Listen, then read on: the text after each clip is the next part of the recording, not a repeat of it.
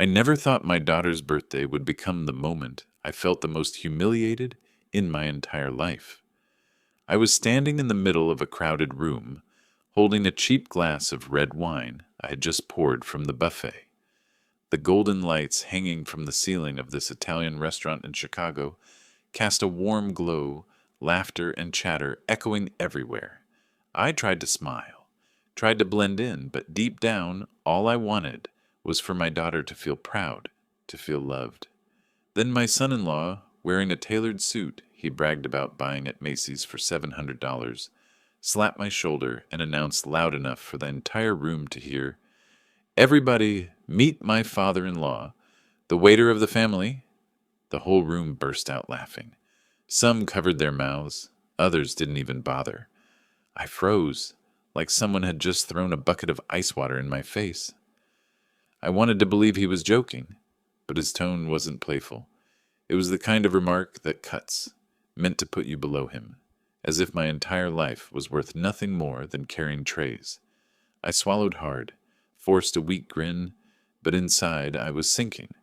People might say, "You're overreacting," but they don't know what it took. They don't know I spent 2 decades working for UPS, driving trucks across states, sleeping in frozen cabins in Nebraska winters just to save a few motel dollars. 15 more years on night shifts at Home Depot, my hands smelling like lumber, my back screaming in pain, yet I never complained. Every dollar I scraped together went to my daughter's tuition, $12,000 a year at the University of Wisconsin, so she could walk into her future with her head high. And now, on her 30th birthday, her husband had turned my entire life sacrifice into a punchline. What crushed me wasn't just his words. It was the flicker in my daughter's eyes. She didn't laugh like the others. She forced a smile, cut into her cake quickly, avoiding my gaze. I couldn't tell if she was embarrassed for me or ashamed of herself for marrying a man who would say that. And then I remembered the smaller moments. The time he joked that my old Ford Taurus, worth barely $4,000 now, belonged in a museum. Or when I wore a Walmart jacket and heard him whisper to my daughter, "Your dad really thinks this is fashion." I brushed it off. I told myself I was too old to care about shallow comments. But tonight, in front of her friends, in front of our relatives, it wasn't just an insult. It was a deliberate attempt to reduce me to nothing. And worse, he forced my daughter into that same shame. I wanted to walk out. Just leave. Let him deal with the empty chair where I should have been. But then I saw her. My daughter had spent weeks planning this, inviting over 40 guests, paying a deposit of more than $2,000 for the restaurant. If I stormed out, people would say she had a father who didn't know how to behave, and she would carry that burden. So I stayed. I forced a smile, clutched my glass tighter, and let the laughter burn through me. There was one moment, though, that I can't shake. Toward the end of the night, one of my son-in-law's buddies shook my hand and smirked. "So you really are a waiter? Or was that a joke?" I didn't know what to say. I just nodded absently, but inside, the shame twisted deeper. Why was it so easy for people to believe? Because I dress simply? Because I don't flaunt my money like he does? I thought I could bury it, forget it ever happened. But as I walked across the parking lot after the rain, the streetlights reflecting off the wet asphalt, someone brushed past me and muttered a sentence that hit me like a hammer to the chest. "You know that house isn't under your daughter's name, right?" That stranger's words clung to me all night. I barely slept, lying awake in my small apartment, replaying his tone, his smirk. "You know that house isn't under your daughter's name, right?" It sounded too casual to be a lie, and the worst part, I believed him. I remembered the day my daughter and her husband bought that house in Milwaukee. She had called me, her voice trembling with joy. "Dad, we got it. 4 bedrooms, 2 baths, a backyard big enough for the kids." I was so proud, so ready to help. I withdrew nearly $90,000 from my 401k savings, money I had been hoarding for decades. I called it my rainy day fund, though in truth I always pictured it as my final safety net for retirement. I gave it to her as the down payment, My only condition was simple: keep her name on the title. I wanted her to always have a roof over her head, no matter what. So when that stranger's comment echoed in my head, my gut twisted.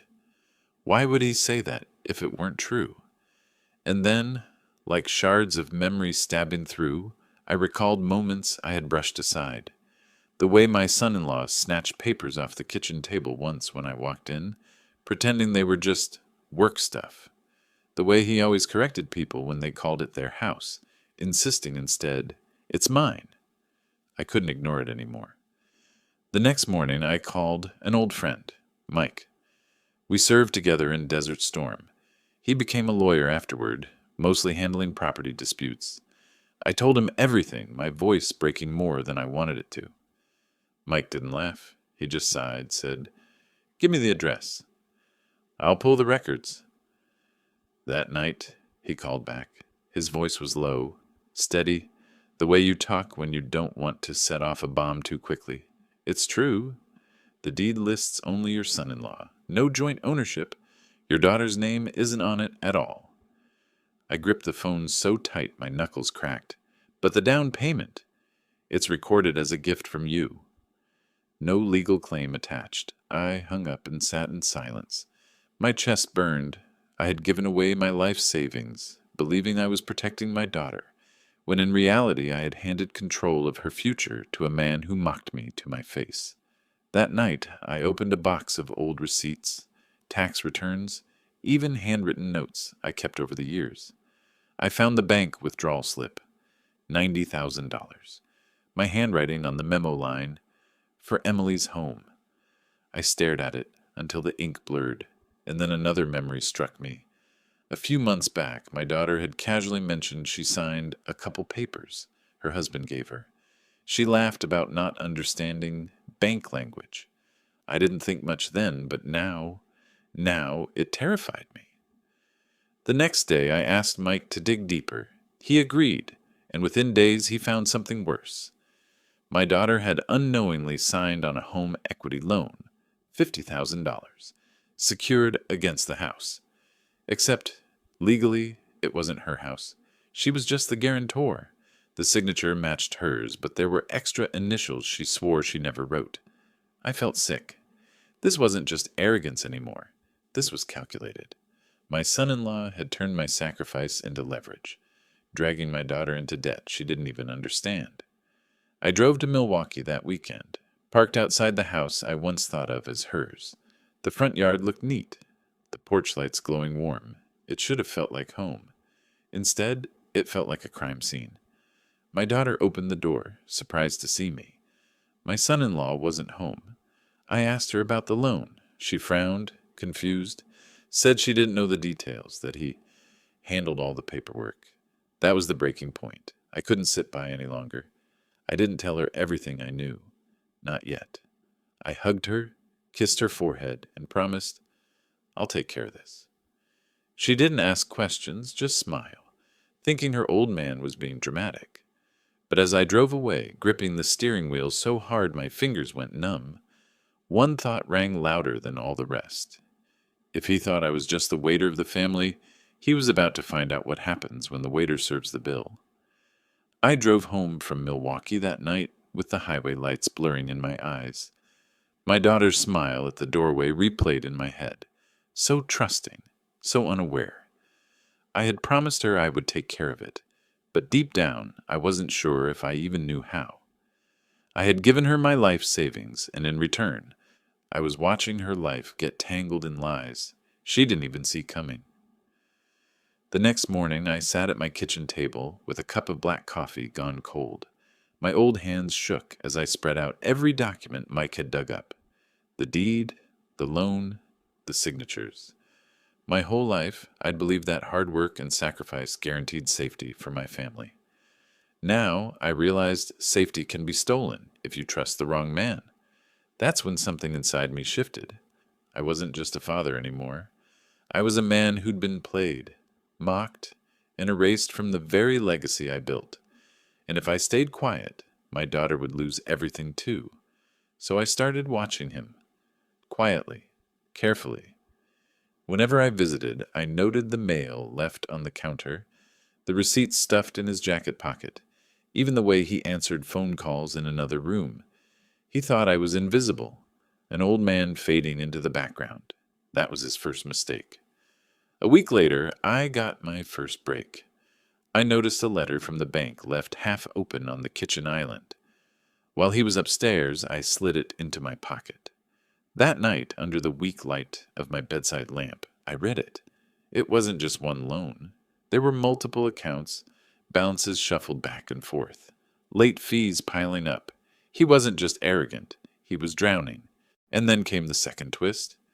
One of the accounts was in my daughter's name, but the handwriting on the application wasn't hers. I recognized the sloppy curve of the R's immediately. I had seen that same signature years ago on a birthday card he signed when they were dating. My son-in-law had forged her name. I sat there shaking, not sure if I wanted to cry or break something. I thought of my daughter, working long hours at her nursing job, coming home exhausted, trusting the man beside her. She had no idea he was burying her in debt with her own signature. But then a darker thought crept in. If I exposed this, if I went straight to her with the proof, would I be saving her? Or would I be destroying her marriage, her family, the image she thought she had built? Some part of me still wanted to protect her from heartbreak, even if it meant swallowing my own. That was the hardest part. The betrayal wasn't just his. It was my own silence all these years, letting him disrespect me, thinking it was harmless. I couldn't stay silent anymore. So I started building a file. Every receipt, every document, every scrap of evidence I could find. I bought a cheap scanner from Best Buy and taught myself to digitize everything. I called in favors from old buddies.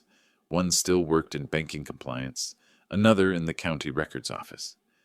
Piece by piece, the puzzle came together, and with each piece, the picture grew uglier. He wasn't just irresponsible. He was reckless, gambling on risky stock trades, pulling cash advances, even lying on tax returns. I remembered the way he always bragged at parties, acting like he was some big-shot investor. Now I saw the truth. He was a fraud living on borrowed time. The final straw came one Friday evening. My daughter called me, her voice trembling. She said a collections agency had phoned her at work, demanding payment on a loan she didn't even know existed. She laughed nervously, said her husband promised to handle it. But in that laugh, I heard the first crack in her trust. I told her I'd stop by the next day. She said okay, but before she hung up, her voice dropped to a whisper. "Dad, do you ever feel like he's hiding something from me?" I didn't answer. My throat closed up, because by then I already knew the answer. And I knew the next step wasn't just gathering evidence, it was dropping the first domino. As I stared at the growing file on my desk, I realized something. Once I moved, there would be no going back. This wasn't just about protecting her anymore. It was about reclaiming my dignity, proving that the waiter of the family could flip the table when the time came. The question was, how far was I willing to go? The file on my desk had grown so thick it barely closed. Dozens of scanned statements, forged signatures, debt notices, screenshots of his bragging texts. I kept looking at it late at night, my old lamp buzzing faintly above me, my hands trembling not from age this time, but from rage. For months he had painted me as useless, a nobody. But now I had enough proof to dismantle the shiny little empire he thought he had built. I decided it was time to act. The first step was subtle. I met with Mike again, slid the binder across his desk. He flipped through it slowly, shaking his head, muttering, "This isn't just sloppy. This is fraud." He circled the forged signatures. He highlighted the tax discrepancies. If you push this forward, he's facing not just bankruptcy, but criminal charges. My chest tightened. A part of me wondered, was I really going to ruin the father of my grandchildren? Then I remembered that birthday night, his smug laugh, the way everyone looked at me like I really was just a waiter. And deeper than that, I remembered my daughter's whisper, "Do you ever feel like he's hiding something?" That whisper deserved an answer. So I set the trap. I called my daughter, told her I wanted to come over for dinner. She was happy, said she'd make her pot roast.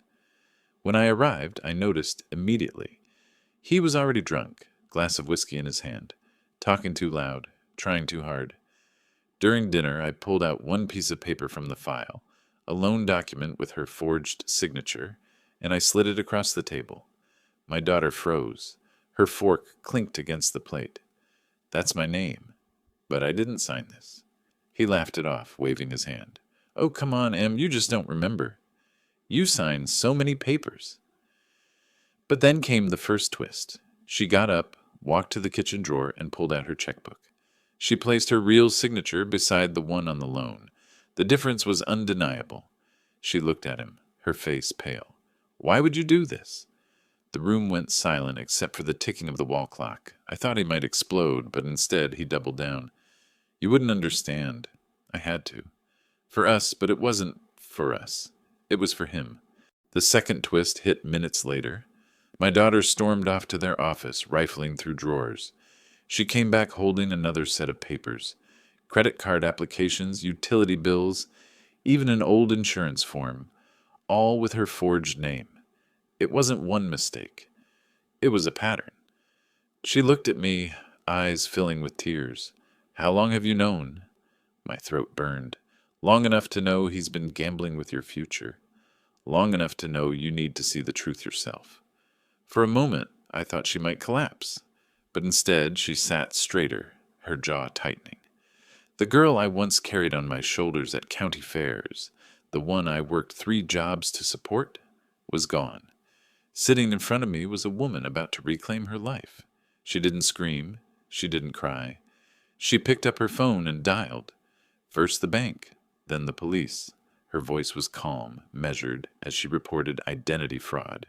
He stood there stunned, stammering excuses, realizing the walls were caving in. And that's when the third twist arrived. Not from me, not from her, but from him. In his panic, he blurted out something I never expected.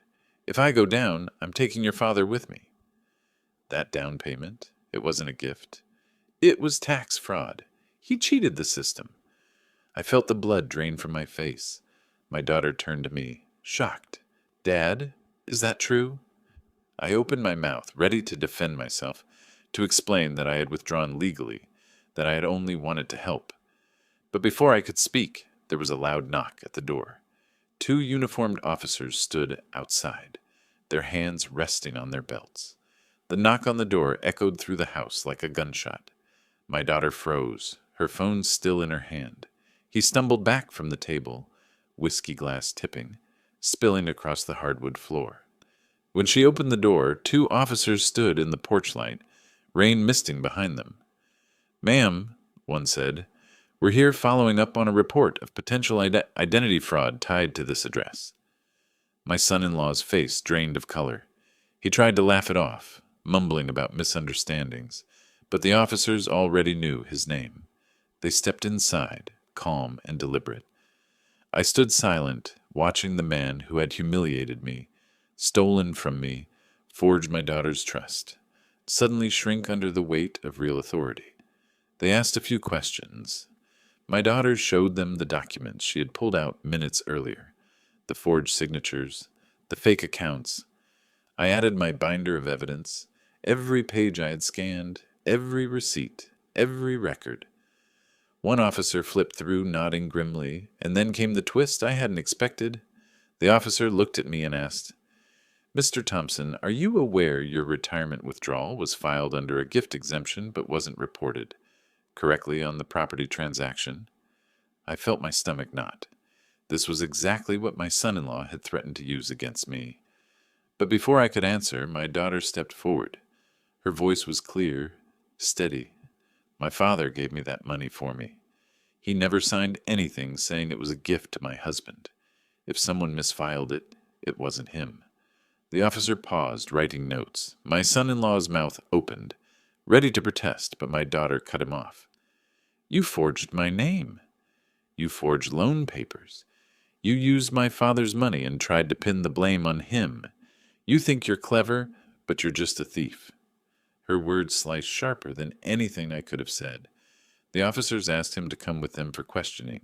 He tried to resist, swore it was all a mistake, even threatened to call a lawyer. But when the cuffs clicked around his wrists, I saw something I'll never forget. The mask slipping, the cocky smirk, the arrogance, all of it gone. For the first time, he looked small, powerless.